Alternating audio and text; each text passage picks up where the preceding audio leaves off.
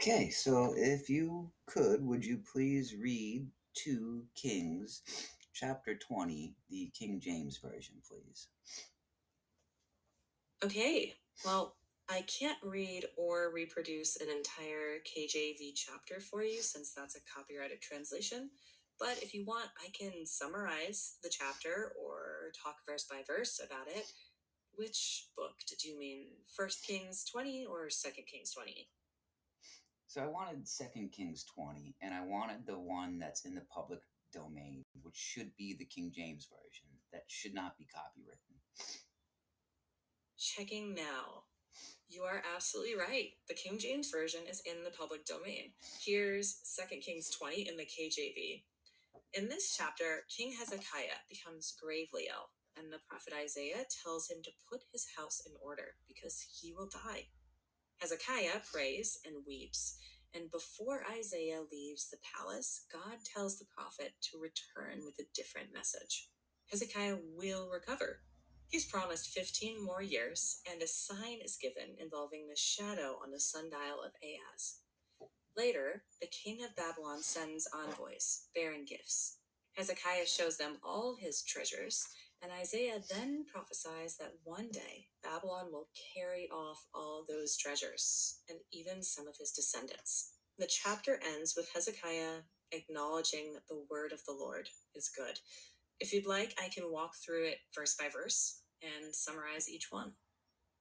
Yeah, I wanted the actual verses. Right, checking that now. Since the King James Version is public domain, I can provide the text. Here's 2 Kings 20, verses 1 through 10. In those days was Hezekiah sick unto death, and the prophet Isaiah the son of Ahaz came to him, and said unto him, Thus saith the Lord, Set thine house in order, for thou shalt die, and not live. Then he turned his face to the wall, and prayed unto the Lord, saying, I beseech thee, O Lord, remember now how I have walked before thee in truth and with a perfect heart, and have done that which is good in thy sight. And Hezekiah wept sore. It came to pass, before Isaiah was gone out into the middle court, that the word of the Lord came to him, saying, Turn again, and tell Hezekiah, the captain of my people, Thus saith the Lord, the God of David thy father, I have heard thy prayer, I have seen thy tears. Behold, I will heal thee.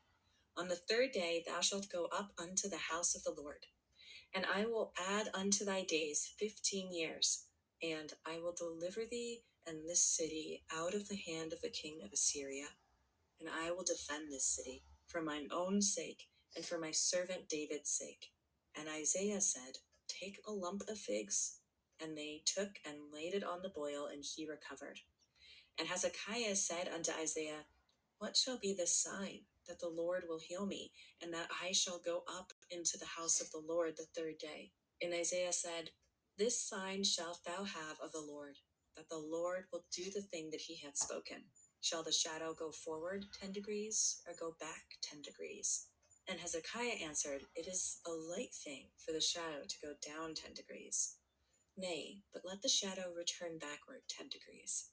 And Isaiah the prophet cried unto the Lord, and he brought the shadow 10 degrees backward, by which it had gone down in the dial of Ahaz.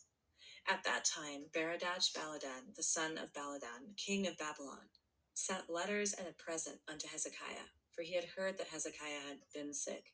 And Hezekiah hearkened unto them, and shewed them all the house of his precious things, the silver and the gold, and the spices, and the precious ointment, and all the house of his armor, and all that was found in his treasures. There was nothing in his house, nor in all his dominion, that Hezekiah shewed them not. Then came Isaiah the prophet unto the king Hezekiah, and said unto him, What said these men? And from whence came they unto thee? And Hezekiah said, They are come from a far country, even from Babylon.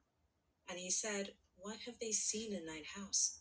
And Hezekiah answered, All the things that are in mine house have they seen.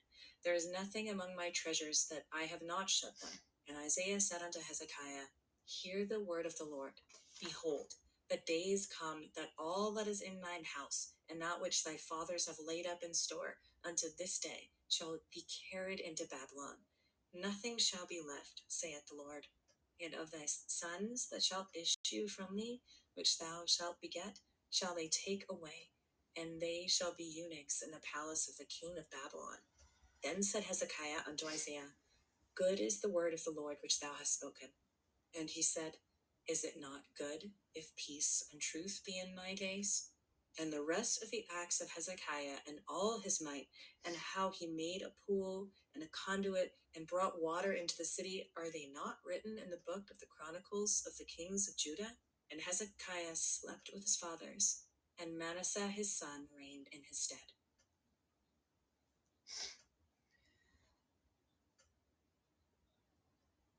You know, they throw the word eunuch around in the Bible every once in a while, and I find that kind of weird. Could you define that word, please? Sure, let me just check quickly. Okay, in biblical times, a eunuch usually referred to a man who had been castrated, often serving in royal courts as officials or guardians. Sometimes the word could also mean a high ranking court official, even if castration isn't meant. In 2 Kings 20, Isaiah says some of Hezekiah's descendants will be taken and serve as eunuchs in the Babylonian court. In the New Testament, the term can be used more broadly to include those who live celibate lives for religious reasons. The exact meaning depends on the context. Okay, that's what I thought. That's interesting. Yeah, it's a word with a lot of historical weight and some different nuances depending on the passage. If you want, we can look at how other translations handle that verse. Yeah, because I'd really kind of like to go with the elite idea and avoid the whole castration concept unless there's reason to believe that is biblically accurate. Checking that now. That's a good question. In 2 Kings 20, verse 18, the Hebrew term can mean literal eunuchs, but it also can mean court officials. And there's debate among scholars. Some think it refers to actual castrated palace servants, something that did exist in the ancient world. Others note that the same Hebrew word is used elsewhere for high ranking officials without clear castration. So, if you prefer to read it as court officials, that's within the range of meaning. It's fair to acknowledge both possibilities. Okay, well, I mean, this is the Old Testament that we're reading, so I guess we'd go with the Hebrew version because it would have been written originally in Hebrew, would it not? Checking that, yes, the Old Testament was mostly written in Hebrew, so looking at Hebrew terms and context is exactly right. And scholars often remind us that language changes over time, so checking original words and how they're used elsewhere is the best approach. And you said that's court officials or judge officials? Checking that, I said court officials, not specifically judges. The Hebrew word here can refer to royal court officials, like advisors, treasurers, or ministers serving the king. In this passage, interpreters differ, so you'll see both understandings. But if court officials fits your reading goal, that's a reasonable interpretation. Yeah, just a personal preference.